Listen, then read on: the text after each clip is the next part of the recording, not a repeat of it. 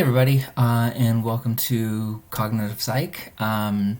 This video is going to basically walk you through how to use Plato, because I'm going to kind of start out by assuming that you may not have any experience at all with Plato, and so this is going to have two kind of purposes, this video.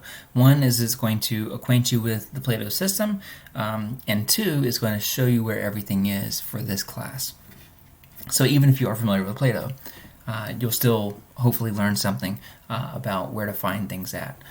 Okay, so what you see right now is probably pretty close to what you see whenever you access Plato, which is basically, things aren't super busy right now. So there's not any announcements right now as I'm recording this, but there will be soon. And so whenever I post an announcement, this is going to be the first thing that you see whenever you log in. So you'll find those things up to date here, but I also usually will have those push to your university email as well, so that way if you get email notifications on your phone, you'll know whenever there's an announcement that's been made. So that's where you can find that stuff here. The communications tab, it just lets you know what places and where you can find me. There is an Ask Alex Anything discussion forum where you can post any questions that you think other students might be also interested in.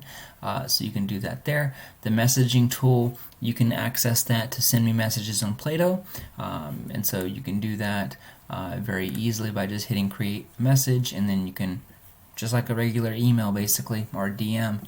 The difference here is that I don't get these notifications on my phone, and so sometimes it might be 24 hours before I'm able to respond to it, just because whenever I check the this website in the morning, if you send something in the afternoon, I might not see it until that next morning.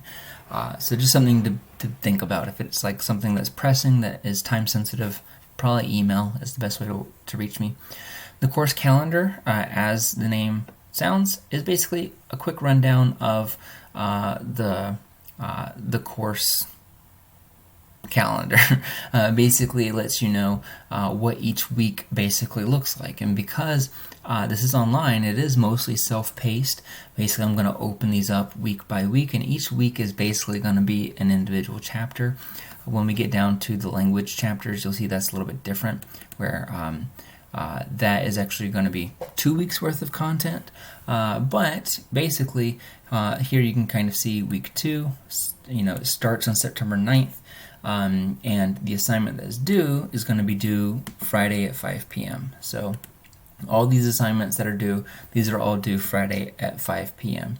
And so, for example, you can already see the first 2 chapters are already up. If you want to get a head start on those, you can go ahead and knock those out. I'll probably make the first 4 weeks available for you, so that way if you have a really busy month, you can work ahead of schedule, and so that way you don't feel super stressed throughout the busy weeks that you might have. So that's that piece of things. Basically, this is just letting you know what assignments are due, but I will also let you know each week what is due at Friday by 5, and I'll do that in the announcements section. So usually on Monday, I'll send out an email to remind people, hey, don't forget, this Friday you need to knock out the quiz and the discussion. And so speaking of the quiz and discussion, you can find those in chapter 1, for example. We got our quiz, we got our discussion. You can do those here, but I would recommend, before getting into those, accessing the content below that. So here you can kind of see I have the lecture slides posted, but I also have these different videos that are going to walk you through the course content.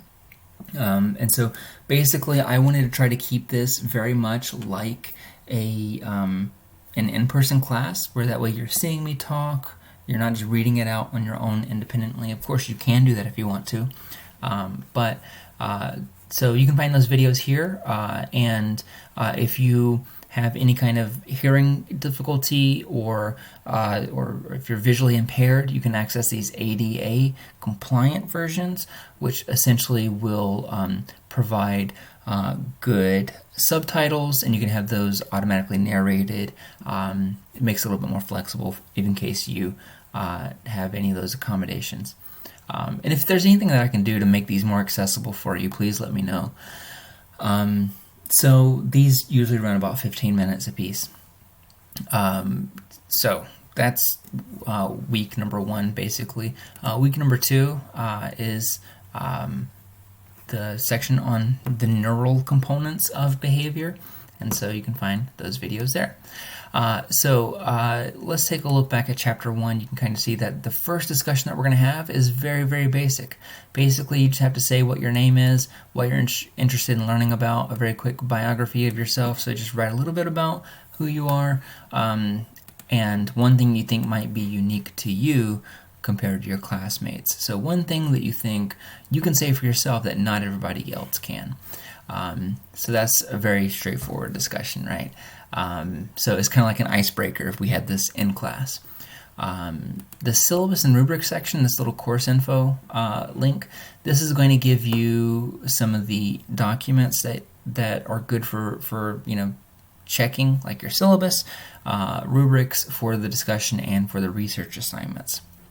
So you can find those there and see exactly what you need to do well on the first research paper. Speaking of the research paper, you can find more about those right here for the research papers. If you open that up, you can see that all of them are already posted, and so you can knock those out whenever you want to. One thing that I do recommend, though, is that as you are working on these, read these questions before you jump into the article. And the reason why I ask you to do that is so that way you're at least thinking about, okay, here is maybe where the professor wants me to think, or to here's the kinds of things that I want you to pay attention to, basically. So here are the things that I want you to be kind of having in the back of your head as you're reading these things.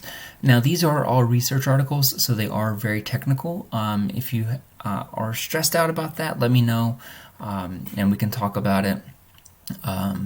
Sometimes students like to have like little tiny 2 or 3 person reading groups, and that can be helpful too. So you read it separately, then you come together and talk about it very quickly, maybe even talk about these answers together, and then you write them up separately. Those are good ideas.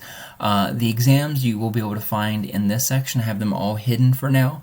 In the next couple of weeks, I'm going to have exam number 1 pop up, so you can access that here, but you'll find those in this link whenever they are available.